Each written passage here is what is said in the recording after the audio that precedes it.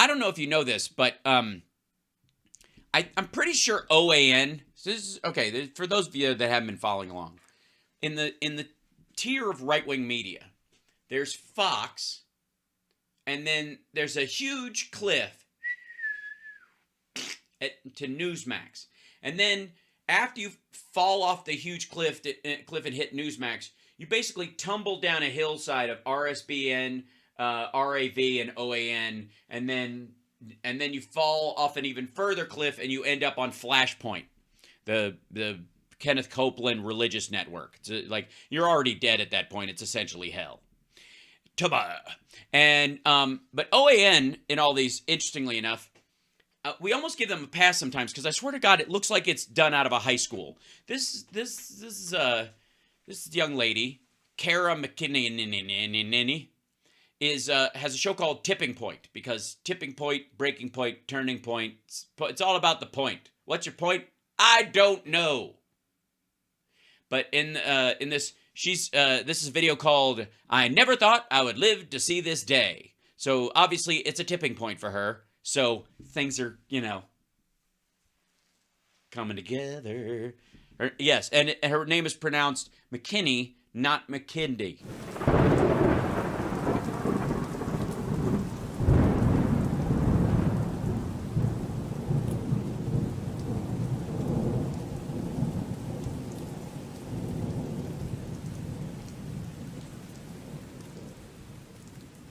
Just say it. So, it's not McKinney. It's McKinney. Just straighten it out. All right. Now, here we go. Oh, boy. Here it is. I never thought I would live to see this day. Are you there, God? It's me, Kara McKinney. Welcome back to Tipping Point. I'm your host, Kara McKinney. I never thought I would feel jealous of El Salvador. Nayib Bukele just won another 5 years as president in a land... And I didn't realize that the new president of El Salvador was an indie musician or a DJ. Slide victory, with members of his party New Ideas also winning most of the government's legislative seats. Well, I think it sounds fabulous. Look at those lovely buildings. We don't have any buildings in our capital that look like that. Must be our lack of Greek heritage or Roman heritage in our legal system and how it was. Anyways, how people like not being extorted by gangs to keep their businesses running. They like letting their kids be able to play outside without fear of stray bullets. Yeah, they're not there yet, but and also, do you not let your kids play outside? Wait a minute, sorry. Do you not play outside? They like having a homicide rate plunge from 51 per 100,000 citizens to just 3, all by locking up gang members. I mean, imagine that. Well, yeah, obviously they're not counting their domestic violence numbers or any of that other stuff, which is good for them. I'm glad they're doing it. Let's see.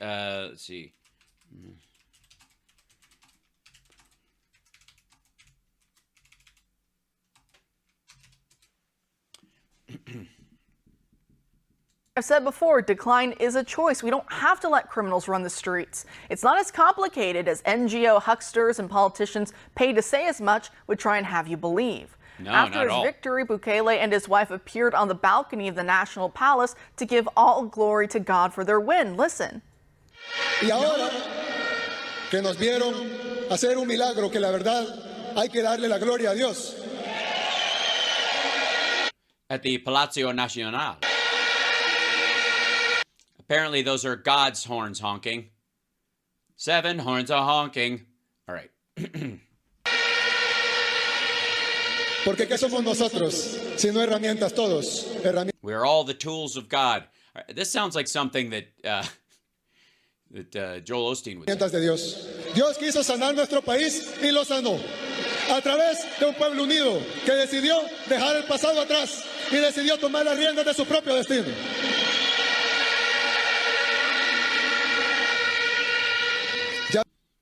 Also, you guys do realize bagpipes have more than one note. I'm just saying. Veo los titulares.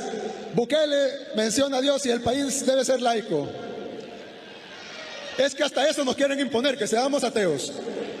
Nosotros respetamos a todas las religiones, respetamos a los ateos, a los agnósticos, los respetamos y somos sus amigos, pero déjennos creer en Dios.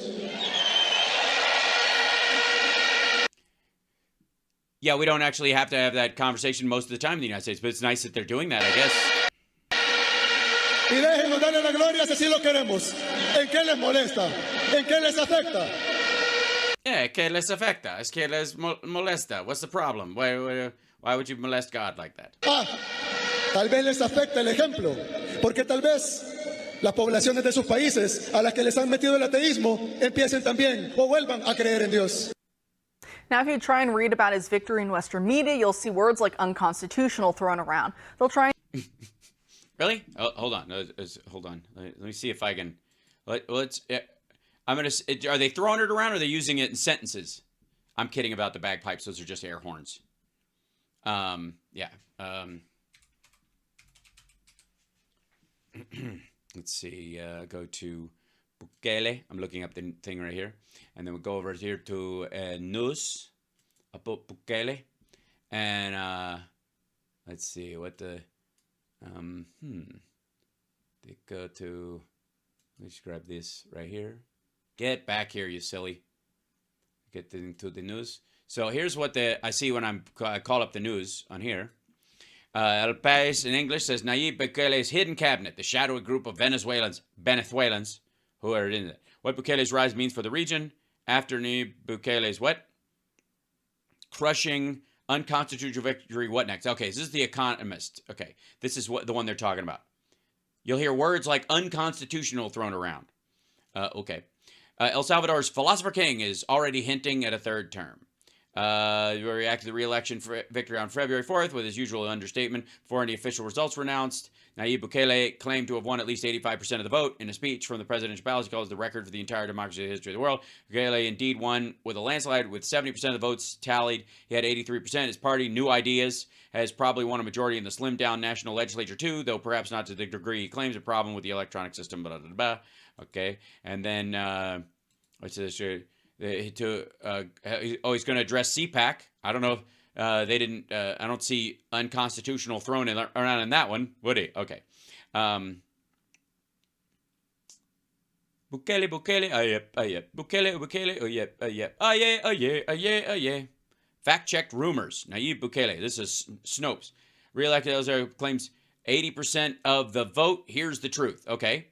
President, false. On the 2024 provisional results show the electoral everybody gets El Salvador's in the hours leading up to the results being released. He said 87%, and he posted this thing as the vote. He probably got 87% of his party or something like that is the thing. Only 70% of votes had been counted and processed according to what he said. Written for exit meanwhile projected to a win of 68.4%. So not 87%, but 68.4, which rounds up and down both at the same time to 87. When he says a tragic repetition of its history where state violence is gradually replacing gang violence, leaving the same vulnerable communities trapped in an endless cycle of abuse and despair. Director of Amnesty International wrote in Bukele had at least 83% of the vote with just over 70% of the vote. Okay, that's false. Okay. Yeah, the back and forth about this is that Bukele's big thing is his like rounding gang people up and they're all hold on, I'll show you.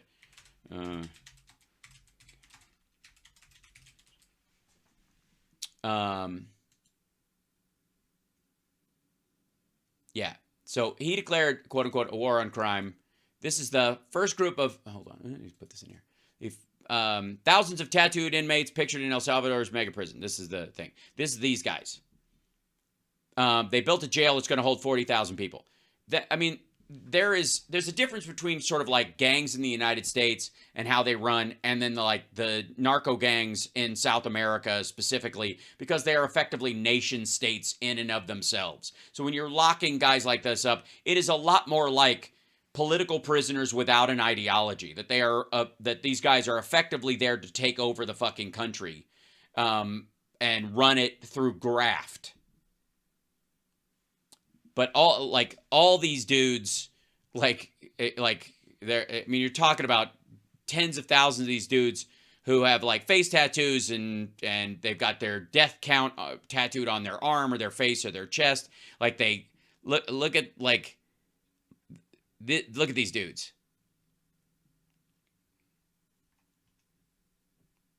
They've all got like tattoos on their heads of which gang they're part of and stuff. These are effectively like, these guys have checked out of average society. This is when we think of like gang violence in the United States, even like gang members in the United States, like, I'm not gonna fuck up my face that way. What am I, Post Malone, right? Yeah. So they're rounding up a bunch of these dudes, you know. I mean, look at them. Look how many of them there are. But understand that, like, imagine being in a societal situation. And I'm not excusing this part of it. I'm just trying to, like, picture this. There's 64,000 suspects have been arrested in the anti-crime drive. And it's like all of them have head tattoos. It's amazing. But imagine living in a society where you have huge gangs of these dudes running around and they all have, like they're like Yakuza level tattooing that tells a story of who they've killed and what they've done and stuff. This is not the same thing that we go through, and we have a tendency to kind of overlay our situation or gang violence, like teenagers being pulled up into gang violence and the prison, the school to prison pipeline and all that kind of shit. This is not the same thing.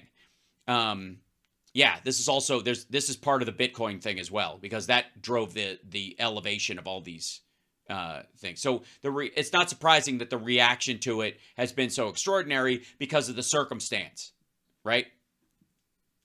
I would like to remind you that this young lady thinks that the people who attacked the Capitol on January 6th are political prisoners, are hostages.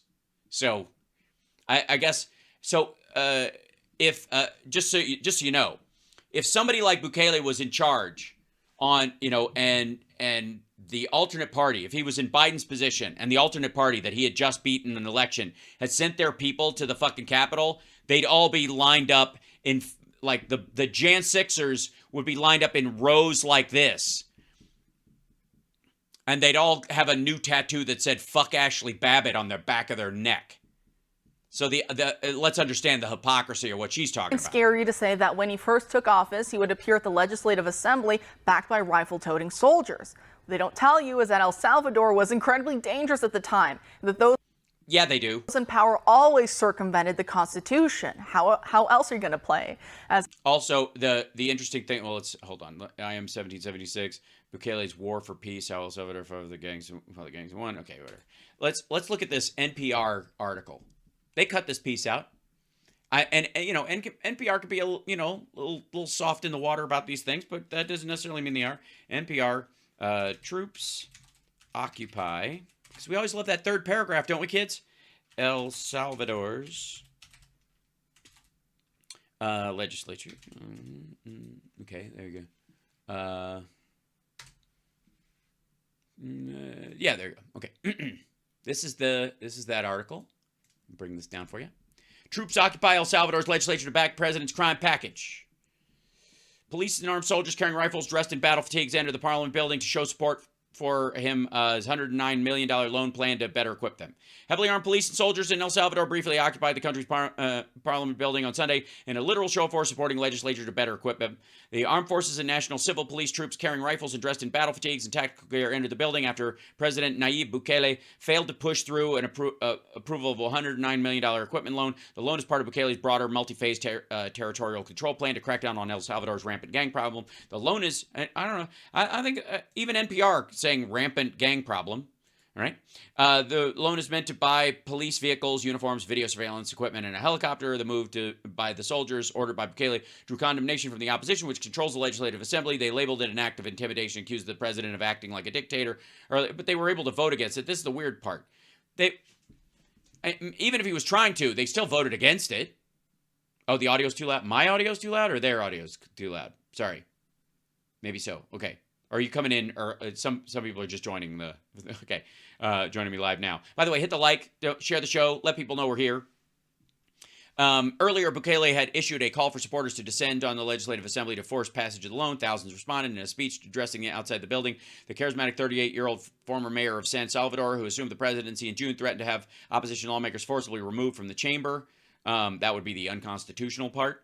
If we want to press the button, we would press the button. Oh, if we wanted to press the button, we would press the button and remove lawmakers from the legislature, he told them. But I asked God, and God told me, patience, patience, patience. On February 28, 2021, all these scoundrels are heading out the door.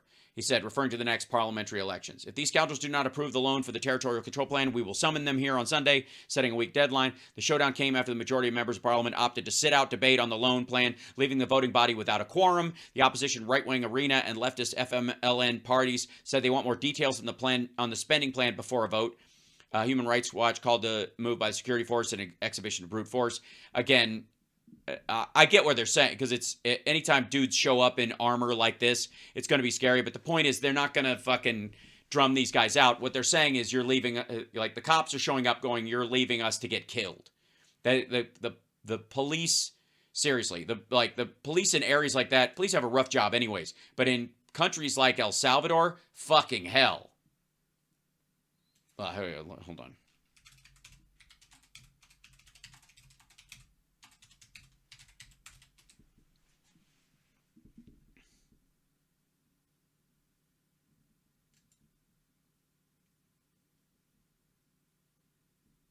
Yeah, here's a Washington Post article in 2019. It's so dangerous to police MS-13 in El Salvador that officers are fleeing the country. They were given one of the most dangerous tasks in police: take down MS-13. They were bankrolled by the United States, trained by FBI agents, but members of the Salvadoran police have been killed by the dozens in each of the past 3 years, most in attacks that investigators and experts blame on MS-13 and an international street gang. At least 9 officers were killed in the first month of this year. Now a number of El Salvador's police officers are fleeing the gang they were tasked with eliminating. There is no list in either El Salvador or the United States of Salvadoran police officers who have fled the country, but the Washington Post has identified 15 officers in the process of being resettled as refugees by the United Nations, and 6 officers who have either recently received asylum or have scheduled asylum hearings in U.S. immigration courts. In WhatsApp groups, police officers have begun discussing the possibility of a migrant caravan composed entirely of Salvadoran police. A caravana policial, the officers called it.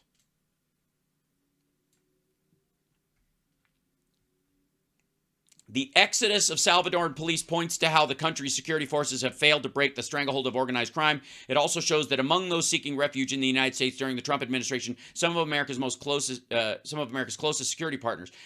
These are among the most vulnerable people in El Salvador, said Julio Buendia, the director of migration of Caritas El Salvador, a nonprofit organization that works with the United States and the United Nations on refugee resettlement. Yeah. And again, here's the problem I have with shitting on cops in general. We've talked about this a bunch, but especially in countries like this where they're talking about this, is what we do is we cede the argument to people like this dipshit on OAN, who doesn't give a rat fuck about brown people south of the border. Let's be honest. The only reason she likes this is because she can use it as a dunking point that this heavy on crime guy is also claiming God has his back. And the reason that they can use these 2 talking points to manipulate other people is because we as good people have ceded those fucking points to that side. We have ceded the caring nature of religion and God and all that kind of stuff to the right wing and gone, we want nothing to do with it. Fill your boots, have fun, and use it to your heart's delight. And we don't give a fuck what happens to cops. So when this kind of shit happens and these guys have to be resettled as refugees in the United States of America, you've got Americans who are probably turning to the person right next to them going, fuck the police or ACAB or any of that kind of shit, not realizing that these guys are resettled in the United States as immigrants. A person who's resettled in the United States as a refugee running from drug gangs in South America because the police are so outmatched.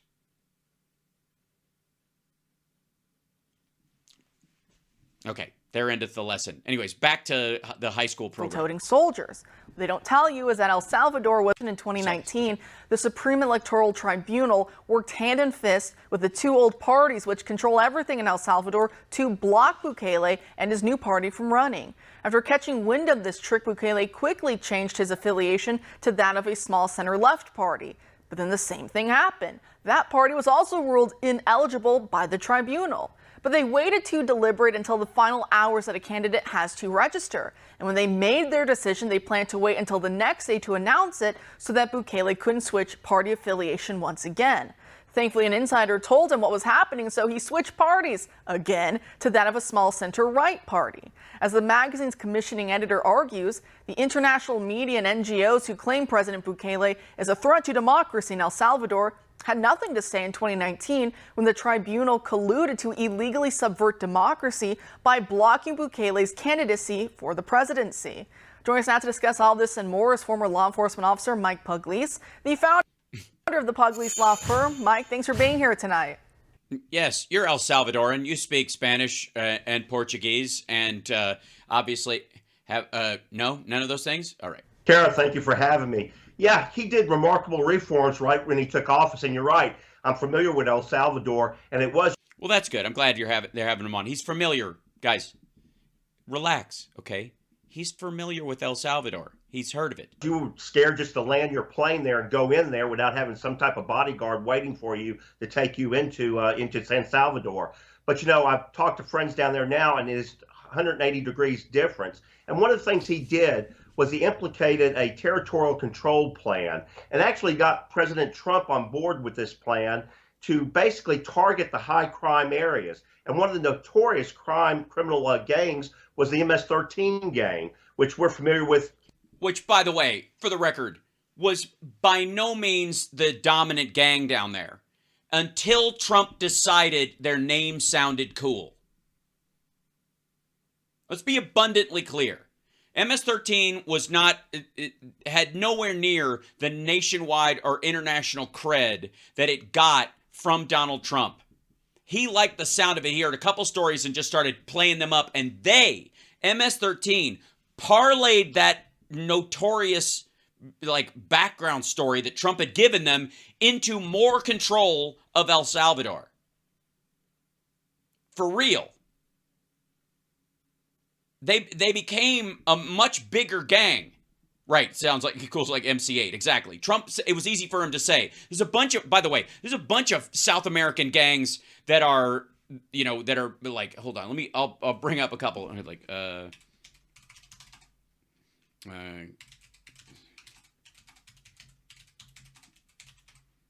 yeah, hold on. There's the Revolutionaires and the Barrio 18, which doesn't sound anywhere near as cool as MS-13. Let's see. Salvador crackdown. Yeah. Excepción and the guerras contra las pedillas. I'm going to try and find the, hold on. Crime in El Salvador.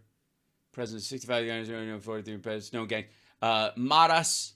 The Salvadoran, Mara Salvatrucha, which is what they call MS-13, and the rivals 18th Street, which doesn't sound, you can't make that sound out. It sounds like a town in the United States. Hold on, we'll go down here.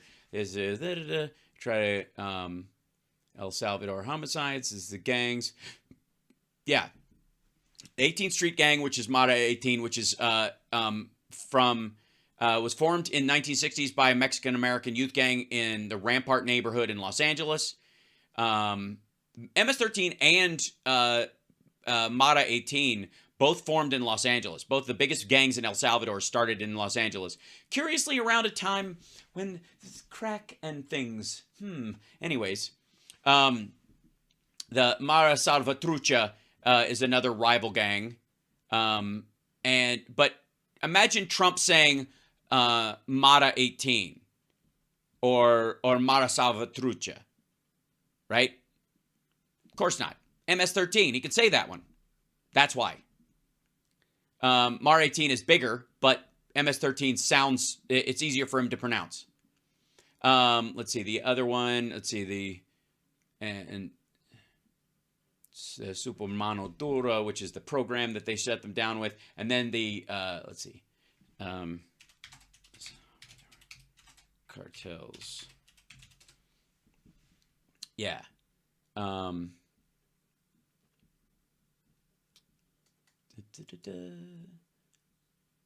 many people have been around there? Yeah, it's mainly more about the gangs. Let's see, I've sort of decimated its ruthless gangs, but what cost? That's the last year.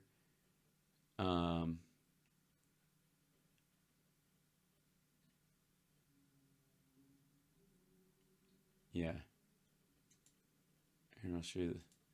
This is the curious. Yeah, I'll find it. Let's see.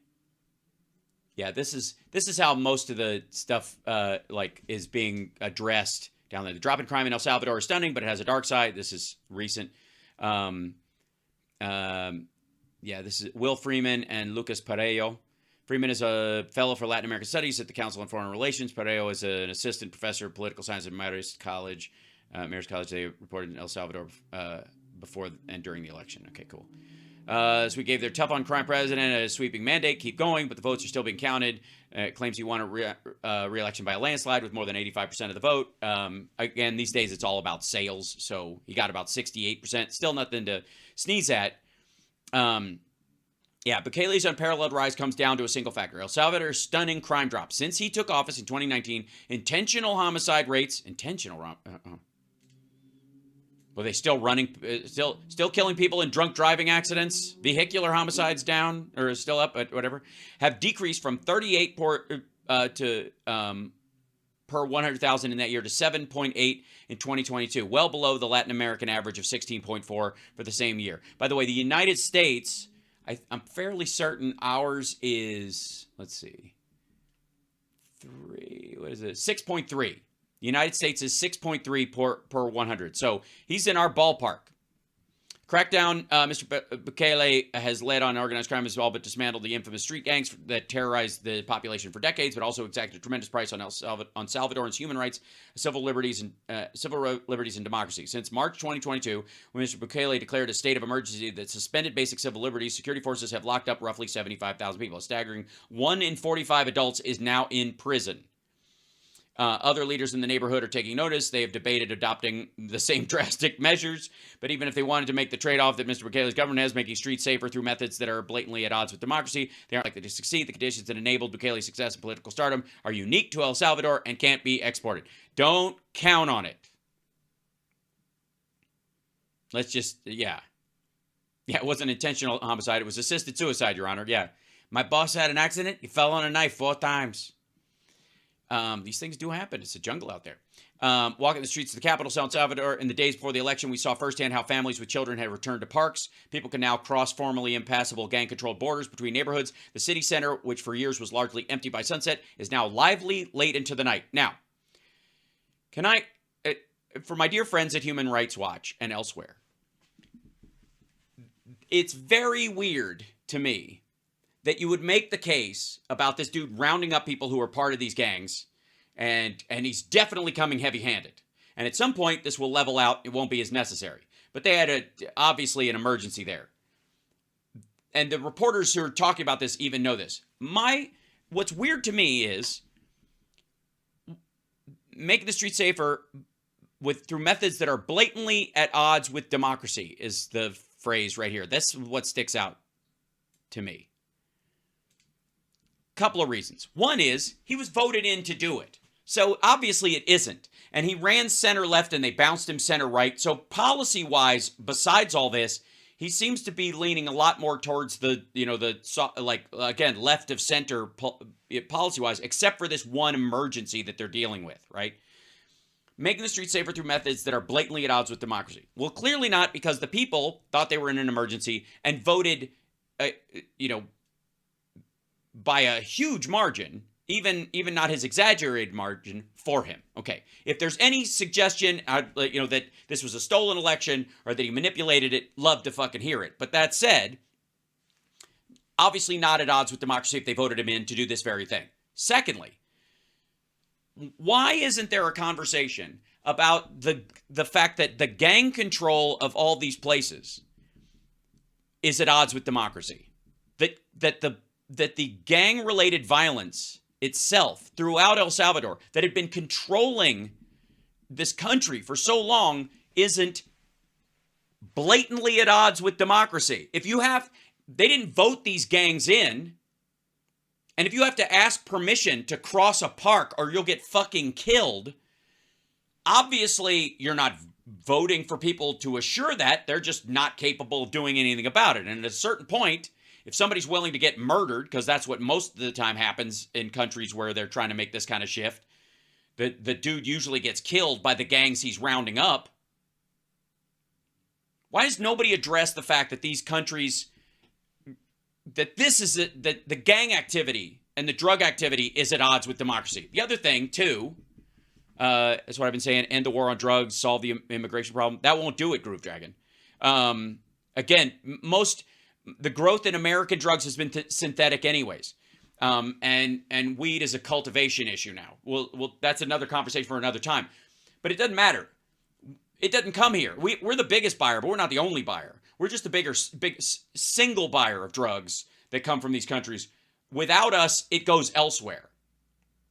If we stop buying coke, they'll start growing khat. You understand? That's just how it works. The issue here is that the gangs themselves, there's no chance it'll ever be legalized if the gangs run the place because they make too much money on it being illicit. They'll also contribute to its illicit nature in other countries.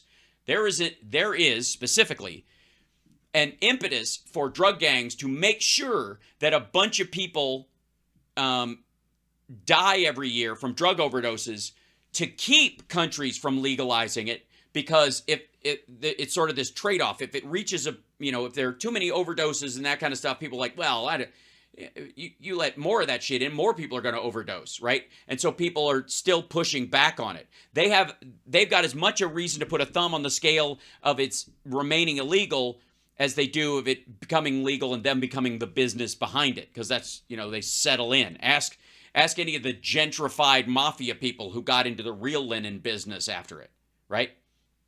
But again, the democracy in El Salvador has been gutted for decades by gang activity. The government itself, whether through incompetence, fear, or collusion with the gangs itself, haven't made a dent in it, no matter how the people choose to vote, no matter what they're trying to fix. So the idea that they're actually coming to it, is democracy actually at work in that regard? Because again, he won by a landslide and he was scooping these fuckers up, and people are now able to go out at night. And even the people who are like, this is a little rough, isn't it? Like, Jesus Christ, these people couldn't cross the fucking park without fear that their kid would get scooped up or they'd get killed. And I have to say, there's a certain level of like racism in the idea that like democracy isn't the natural state of these South American countries. If you really think about it, they're just kind of crimey and gangy, and that's just how they are. That's in their natural state. If people don't keep trying to force democracy, they just run themselves as a narco state. And that's just, that's how it shakes out. What do you expect from those people? Which is fucking terrible, because you've got the majority of the population who's not able to seek their dreams and do anything good with their fucking lives, because they've always got this thumb on their neck from the cartels and the drug gangs. It's fucking sad. And I happen to believe in the average person. And that if they're not under the thumb of these fuckers, yeah. There you go. Wait a minute. Hold on. Switch Hal's explanation to MAGA's argument. It's the same argument. The weird part is that I would argue that these people voted him in, and it's a tough program, and that's exactly what it is. But I would not claim that this is also a mandate for the way I would do things in a civilized country like the United States that is stable for the most part, because what you do is you move through that period, you stabilize your country, and then you start building on that stability. They're not even able to do that yet. And so they're talking about the extreme tactics of a circumstance. I'll tell you what it's like. You know how sometimes the maggots are like, they want people in Ukraine to have guns, but they don't want you to have a gun. Like, motherfucker, that's a live war zone. Of course I want them to have guns. They're fighting an invading force. You're just going to the fucking mall. Stop it. You can't keep solving 21st century problems with 18th century tools.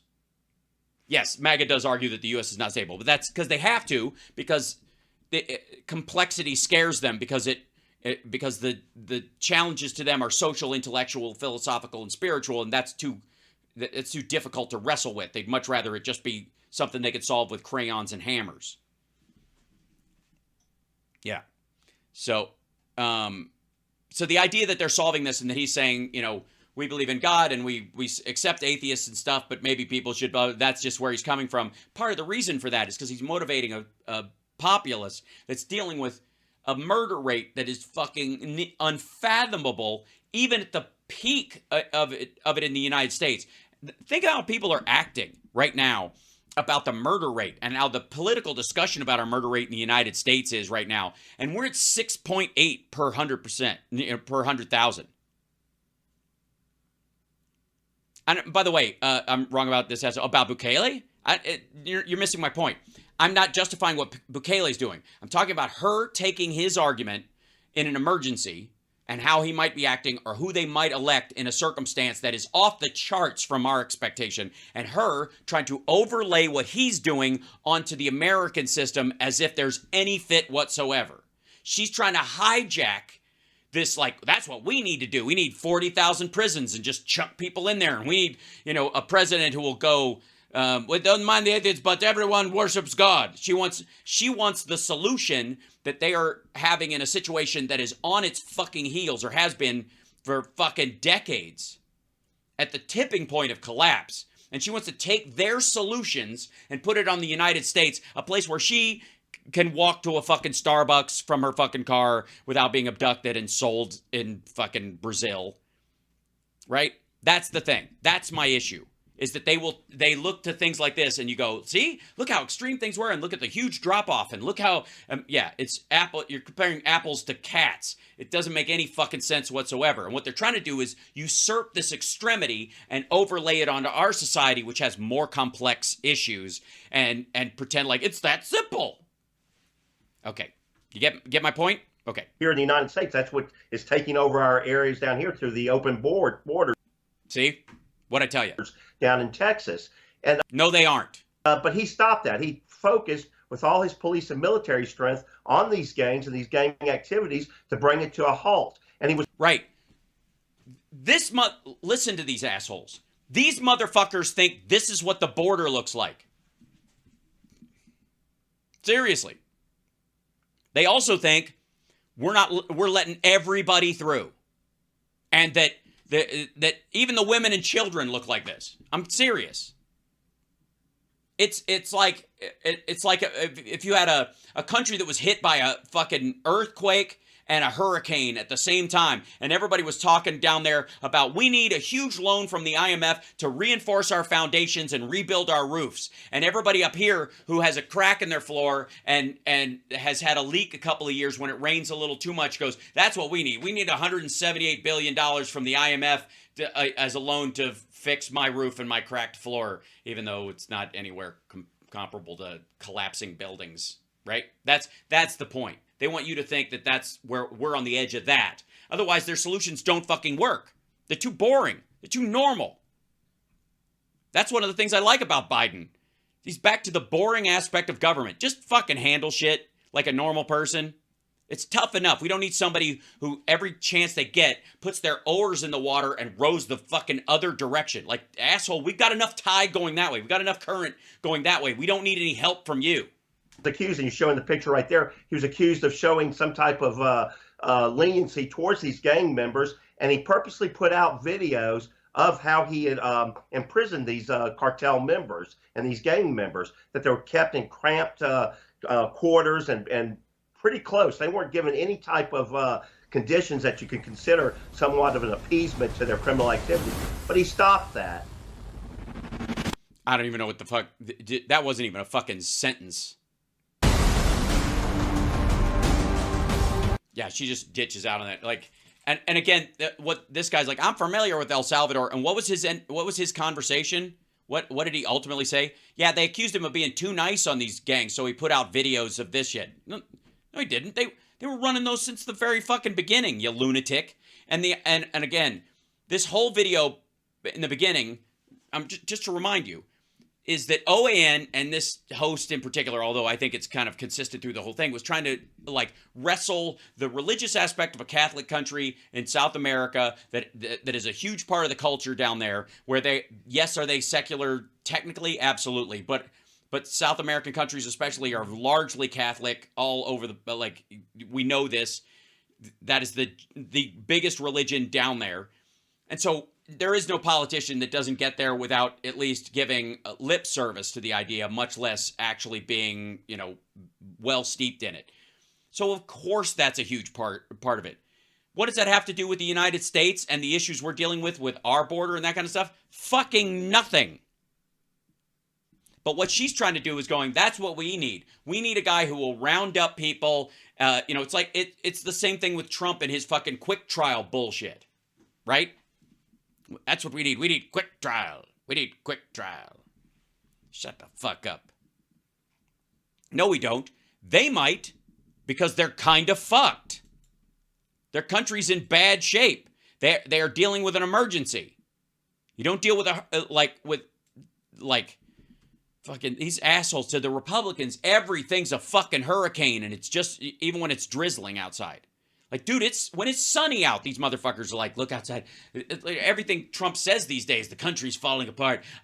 Our country is in hell. It's just hell. Everything is hell. There's paper and cans and the street and the barriers in D.C. between, so there's swastikas all over the columns as if they're fucking etched in the stone. Because he saw one fucking video once of somebody had sprayed something on there and then they cleaned it off, and he's like, it's still there. It's gotta be still there. I can still see the video on my phone. You're like, motherfucker, it's not a live video shot, you tit. That's the point. The point of that video overall, for me anyways, is the fact that Republicans are invested in the country being hell and being shitty, and why they will seek solutions that are off the charts because they built up the threat so big in their fucking head, right?